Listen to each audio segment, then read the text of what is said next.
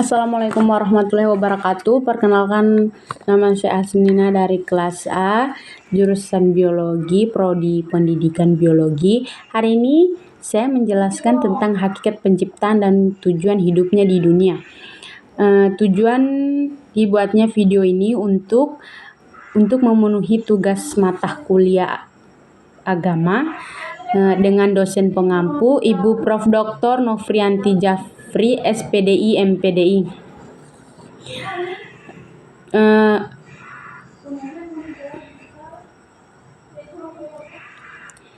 Hakikat penciptaan dan tujuan hidupnya di dunia.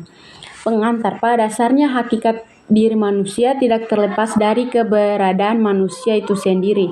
Dengan mengetahui dirinya sendiri, manusia akan mengenal tentang Tuhan yang menciptakannya. Barang siapa yang mengenal dirinya sendiri, maka ia pasti mengenal Tuhannya. Hakikat, intisari atau dasar kenyataan yang sebenarnya, sesungguhnya, mencari jati diri yang sebenar-benarnya. Manusia perlu mengenal hakikat dirinya.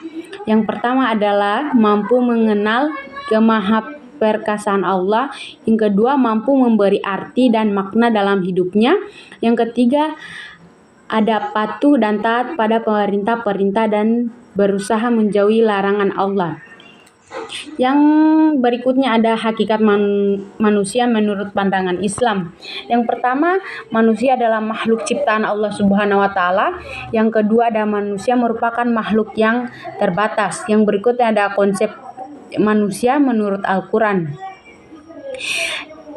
1 ada Quran surah Al-A'raf ayat 31, Bani Adam, aspek historis penciptaannya, makhluk ciptaan Allah, keturunan Nabi Adam. Yang kedua ada Quran surah Al-Mu'minun ayat 33, Bashar, aspek biologis manusia memiliki sifat-sifat fisik, biologis, kimia yang membutuhkan makanan dan minuman. Yang ketiga ada Quran surah Al-Ala ayat 5, insan memiliki aspek psikologis dan kecerdasan, mampu berpikir dan menyerap ilmu pengetahuan. Yang keempat adalah Quran surah Al-Baqarah ayat 21, Nas, aspek sosiologis makhluk sosial, kecenderungan untuk hidup berkelompok dengan sesamanya. Tujuan penciptaan manusia. Tujuan penciptaan manusia adalah untuk menyembah kepada penciptanya, yaitu Allah Subhanahu wa taala. Pengertian menyembah kepada Allah tidak bisa diartikan secara sempit dengan hanya membayangkan aspek ritual yang tercermin dalam sholat saja. Penyembahan berarti ketundukan manusia dalam hukum Allah dalam menjalankan kesehariannya di muka bumi, baik yang menyangkut hubungan dengan Allah maupun hubungannya dengan manusia lain yang hidup bersama dengan dirinya. Manusia membutuhkan Allah sebagai sumber pertolongan segala kesulitan yang dihadapinya maupun sumber apapun untuk segala dosa yang diperbuatnya. Untuk itu manusia diciptakan, yaitu untuk dihormati, menyembah Allah, yang mana rahmat terbesar dalam hidup ini adalah petunjuknya. Sumber kelemahan manusia. Yang pertama ada lemah atau bodoh tentang kebenaran. Yang kedua adalah gejolak atau gelisah di hati. Yang ketiga ada ego di jiwa.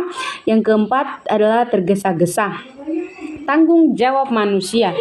Manusia sebagai saksi Allah. Allah berfirman dalam Quran surah Al-Ahzab ayat 72 yang artinya sesungguhnya kami telah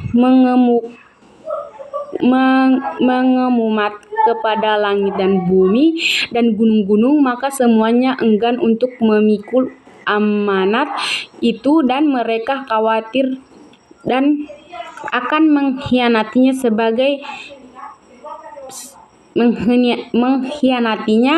dan dipikulah amanat itu oleh manusia. Berikutnya adalah manusia sebagai khalifah Allah. Dalam surah Al-Baqarah ayat 30 bahwa yang dimaksud dengan khalifah oleh kaum sufi dalam ayat tersebut adalah manusia Adam. Sedangkan khalifah itu dalam konteks ini diartikan sebagai pengganti Allah dalam melaksanakan perintahnya kepada manusia alam semesta. Yang berikutnya adalah manusia sebagai hamba. Allah berfirman dalam Al-Quran surah Al-Zariyat ayat 56 yang artinya, dan aku tidak menciptakan jin dan manusia melainkan supaya mereka mengabdi kepadaku. Berikutnya ada penutup.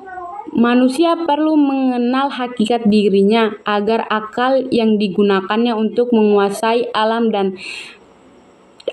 jagat raya yang maha luas dikendalikan oleh iman. Konsep manusia yang disebutkan dalam Al-Quran beberapa istilah yaitu Bani Adam, Bashar, Insan, dan An-Nas merujuk kepada sifat-sifat manusia sebagai makhluk ciptaan Allah yang memiliki aspek biologis, psikologis, dan sosial. Adapun tujuan manusia diciptakan guna menyembah kepada Allah yaitu Tuhan semesta alam yang menciptakan seluruh makhluk di muka bumi dan alam semesta ini.